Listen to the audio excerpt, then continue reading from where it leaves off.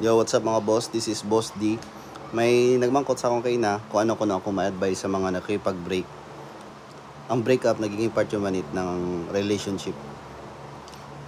Amat gani, bisan kasal yun, bisan may commitment yun sa kada isa, may assurance yun, nag-break yapon. Well, ako lang mahambal, kapin pa kita sa atong mga laki. Kung makipag-break nga ni sa aton ang atong mga jowa, ang atong mga nobya, atong mga girlfriend, akong advice, pabayi. Choice ng dara ni. Hindi mo pagpilito ni mong sarili sa ana. Hindi ka mag-please, hindi ka mag-beg, hindi ka magtangis. Kanugon mong luha, kanugon mong effort para lang makipagbalikan mo sa imo. No. It's a big no. Ha? Hindi gid. Bisan ano nga effort, hindi ka gid mag-ubra para lang makipagbalikan mo sa imo. Okay? That is my advice, guys. This is Boss D.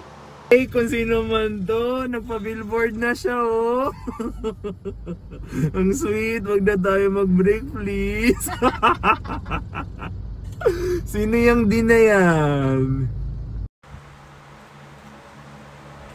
Abaw!